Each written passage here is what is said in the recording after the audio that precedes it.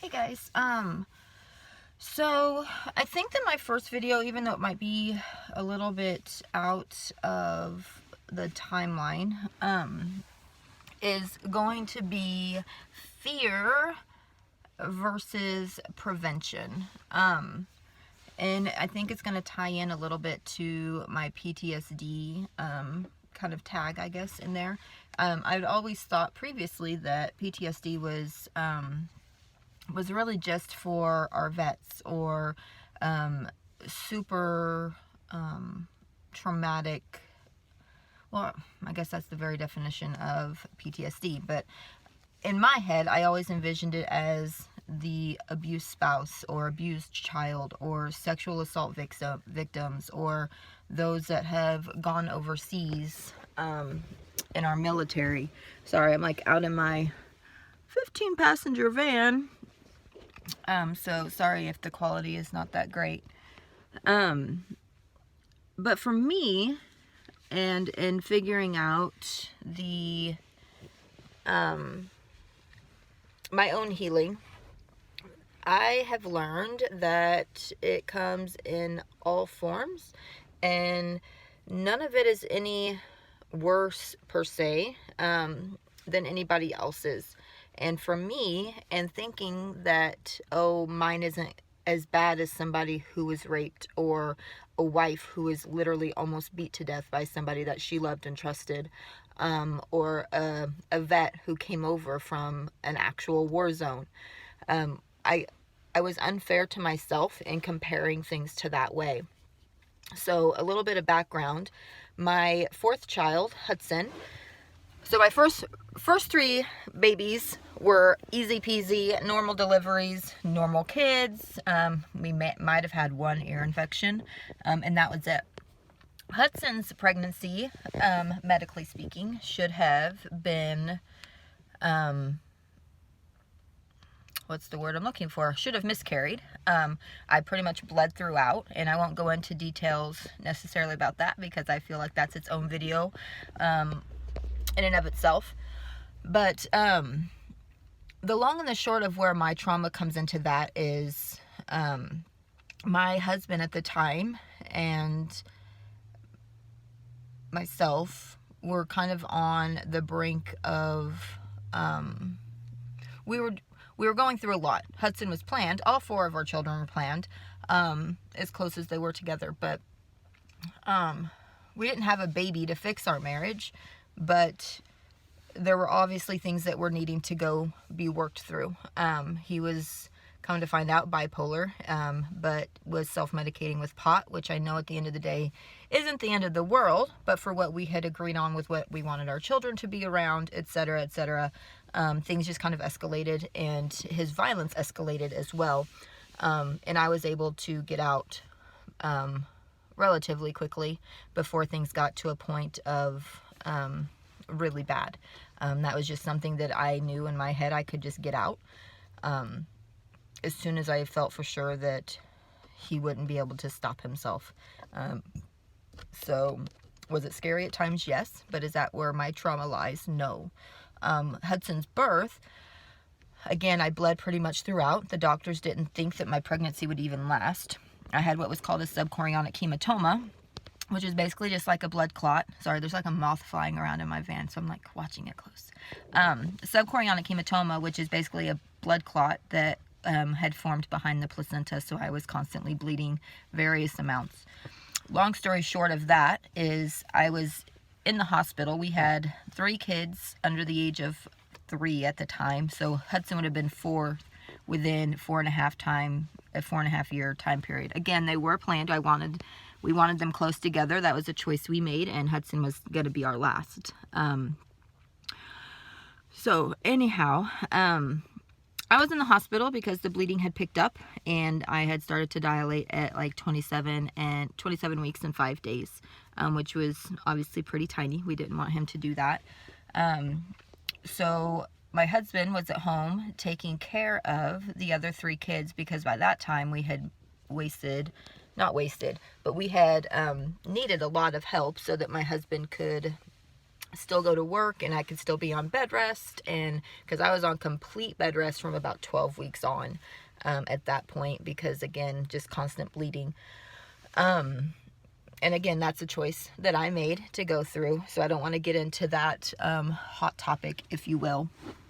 So the day comes where the bleeding just wouldn't stop, and contractions started to pick up. So what went from we need to get this baby out quickly, because again, I was hospitalized at this time, and had been there for about 2 days. So they moved me to a hospital where they had a level 3 NICU, so that way I wouldn't be separated from him, because the hospital that I was currently at had just moved down to a level 2, and a 27-weeker was definitely a level 3 NICU baby, as far as needing possible vent help and just different cares than other NICU babies had. So they transferred me out to a great facility, so that if he were to come, which he did, then he wouldn't have been transported out while I was healing for those 3 or 4 days. And though we thought he would be okay once he was out, there's just there's no guarantees. So my OB told me that she trusted who I was being transferred over to, and that I would be in great care, even though she wouldn't be there for the delivery, etc. But that way I could at least see my son for longer than the 2 minutes before he would have been transferred out. So that hospital was 45 minutes away from our home instead of like the normal 15 at that point. So the morning of his birth, when things started getting picked up, my husband wasn't there. He was obviously at home getting ready for work, waiting for my mom to get there with the kids, etc. And it went from, your husband needs to get here now, it went from, your husband needs to kind of head this way quickly. Don't go to work, don't stop for breakfast, just come straight to the hospital, to he needs to be here now, to we can't wait for him to get here. I went from bleeding just a little bit to, I believe they said that my blood volume, or whatever it's called, went, like the normal blood volume is like 12, the level 12 or 13. Mine had dropped to a 7-8 throughout the pregnancy, and then when I was on the C-section table, I dropped down to about a 1 or 2, which is close to bleeding out. Once they kind of got in there, they saw that I had a blood clot the size of basically 2 20-ounce pop bottles. My medical records show that it was about 1,000 cc's, or 1,000, whatever that would equal out to. On my med record, it says 1,000 cc's, even though it was a clot. And that was behind my placenta that had abrupted.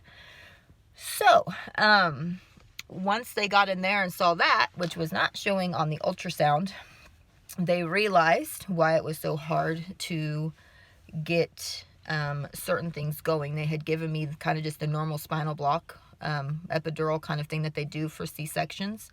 And to this day, I still have a scar, and he's almost 14 years old. I call it my hesitation scar, where the doctor was like, can you feel this? Waiting to see if the medicine was in place and potent enough. And I said no. And so she gave it about 2 more seconds and was like, can you feel this? And she did a little bit more of an incision, because typically, from how she explained it afterwards, by that point, you shouldn't be able to feel anything. When I said I still could, her response was, I am so sorry, we can't wait. And at that time, I had about 2 other nurses up at my arms, because they kind of pin your arms down for C-section a little bit. But I was losing so much blood, they were also trying to transfuse blood at the same time, and they couldn't find veins because my veins had collapsed so much. So I was in some way able to compartmentalize the pain, excruciating pain. I felt like I was being gutted like a fish. There's really no other way to explain it. I'm sure it was dumbed down a little bit. And I have a pretty high pain tolerance, I think. But to say that it didn't hurt like hell, and that I couldn't feel literally every single incision, it wasn't just that tug or peel or deep, the deep pressure that they kind of say you'll feel during normal cesareans. Like, I felt the blades. I felt them tearing back various levels. So at that point, My husband was not there yet. He hadn't made it in time. So it was just me in this sterile room. And then I focused all of my time up to the nurses who were trying to find my veins. And I had been a blood donor because my senior year, side note, one of my really good friends, her dad ended up dying of colon cancer. And I remember them doing a blood drive my senior year. And it was a no-brainer for me. Here she was, just lost her dad to a bunch of bleeding that he had ignored, you know, because he was, you know, bleeding rectally pretty much into the toilet when he would go to the bathroom, and out of just, you know, shame or being embarrassed or whatever, he ignored it. So anyways, as a 17-year-old kid in high school, I guess I was 18 at the time, that was to me a no-brainer. If I can go and give my blood to help other people in the future or now, you know, I wanted to do that. It was during that process that I realized I had really great veins, but they were deep and slippery. Once you got in there, have at them. You know, they'll give and give and give, but it's just kind of getting in there. That's the problem. So after my senior year, I had become a normal donor, so I kind of knew more, and different, you know, different people that would draw blood, etc., would kind of give me other tips. So by the time this day had rolled around with Hudson, I kind of knew a little bit, and so I was trying to gear the nurses and kind of helping them, like, I know it feels like it's superficial and right there, but you're going to need to stick it quick and deep. You know, they're deep and they're wiggly. I was like, I can't feel anything right now anyways, because you've kind of been moving everything around. I was like, don't worry about that, you know, but here's the spot. You can kind of see scar tissue because I have a particular spot where everybody had kind of gone before that.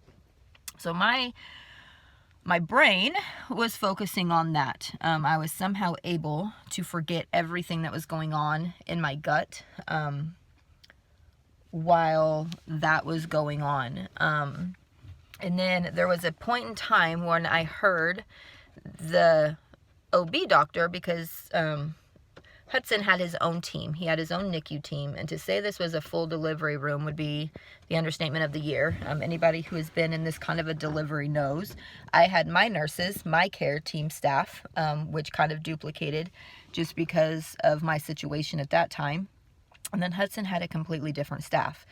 He had his own NICU doctor that was on call. I'm not going to say his name, but he had his own nurse practitioner. He had all the nurses that were getting ready to take him, because as a 27 and he was a day short of 28 weeks, but he weighed 2 pounds 11 ounces. So at that point, they don't know if they're going to need full vent, just CPAP. They don't know what kind of immediate care he's going to need when he comes out. So they have the whole shabam in there, right? It was a packed room. My husband got there right as they were cutting him out, and right before they delivered him, the OB who had been tracking me, she looked at me and she was like, I am so sorry. Well, I say she looked at me. She was talking to me as she was doing stuff down there.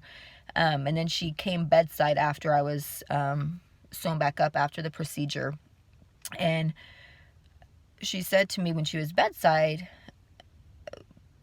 she was so sorry that the ultrasound wasn't backing up what I was saying, because she had kind of gotten frustrated with me the 2 days before that, because they would come in and be like, how are your contractions? What do you feel? Are you in pain?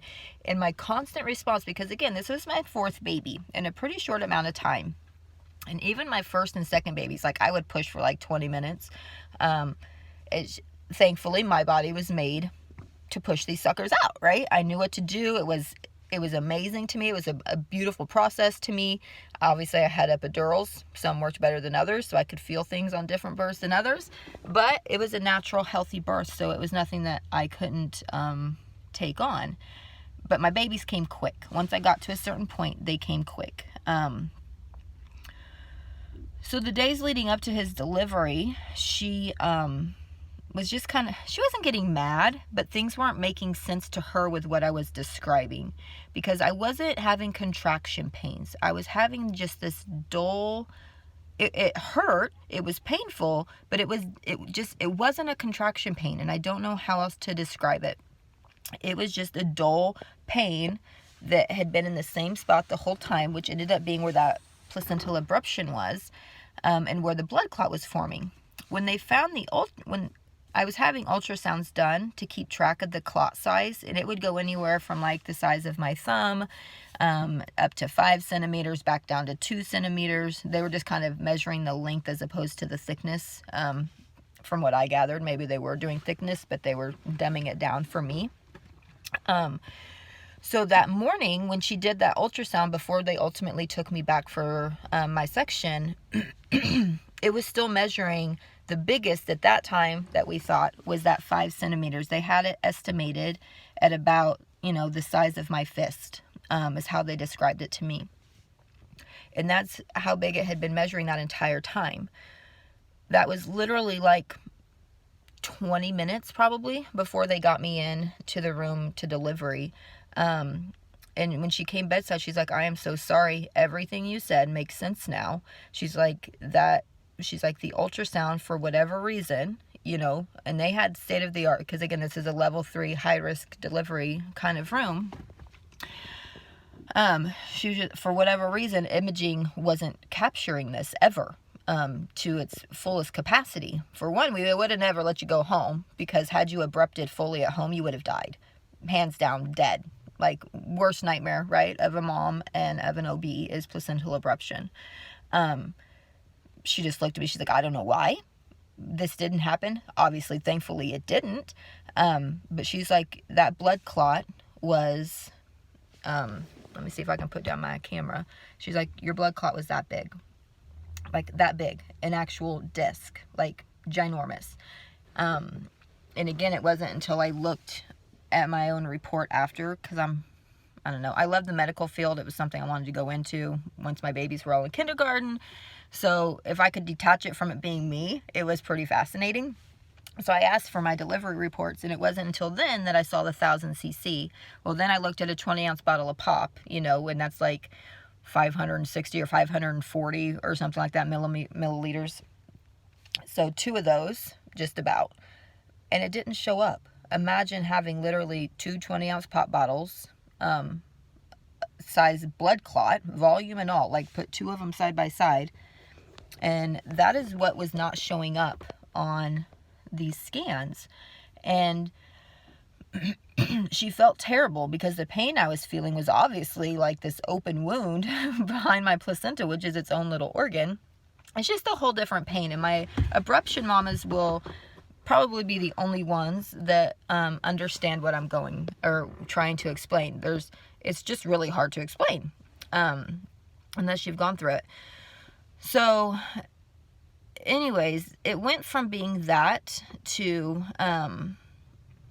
she was sorry. It made sense now. My son actually thrived once he got out, considering, because they didn't realize how much blood and nutrients and oxygen he wasn't getting in there at the time, because it was all going, through that blood clot and through that abruption. So when he got out, actually just having his own body take care of him was a great thing. He was never on vent.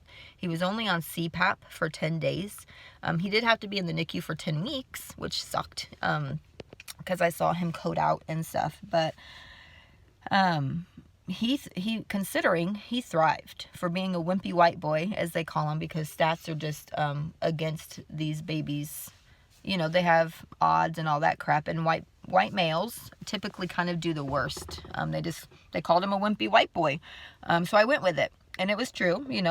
After seeing my daughters in the NICU after that, I kind of saw what they were talking about. It's just, I don't know. It's just, I don't know why it is. But, so he struggled a little bit with just the weight gain and all of that. But for the most part, he was just a feed and grow baby for 10 weeks. Which is a miracle in and of itself. He didn't have any brain bleeds. He didn't have any of those things. I did see him code a couple of times. And something happens in your brain when you see your baby turn blue and flatline, and nurses come in and, get your baby living again. There's certain things like that you just can't forget. But the brain is amazing. I went from literally feeling that entire C-section, the most excruciating pain. My husband had, by the time he went there, when they were sewing me up and stuff, his hands were bruised, and he's a big guy. He's a big dude. He was like 250, 6 foot. You know, it's not like he's some dainty-handed fella. I was squeezing his hand to the point of nearly crushing it from his from his words. I also didn't understand at the time why they couldn't give me more medication, but I guess that I guess there's obviously the anesthesia, there's certain rules that you have to follow so you don't kill people. But I guess once you give a spinal at a certain point in time that you can't go in, or an epidural, you can't go in under that or something like that in the spine and give a different kind of medicine, because I always wondered why they couldn't give that to me. And same thing with, you know, with the blood going in. There's just different options that I thought were available at that point that really weren't. I just thought that they didn't have time to worry about it, if you will, because once they opened me, it was kind of like Pandora's box as far as just gushing here, and all I heard, it was kind of surreal. It was like, we have another bleeder here, and we have a bleeder here, and we've got another bleeder there. So it was, I mean, it was kind of weird. It was like I was here, it's like I was feeling it, but then I could cut it out, and then it was just like a movie. Like I was just hearing this auditory movie of what was going on in my body. I thank God that I was able to somewhat detach. But obviously, again, the brain being the amazing thing that it is, it remembers it. It stores it away. So even though I was able to compartmentalize it and move on meaning go straight to getting more blood transfusions on my own the next 2 days, and taking care of a 10-week-old or a 2-pound baby for 2 months, 2.5 months, while also having 3 other babies at home. Hold on just a second.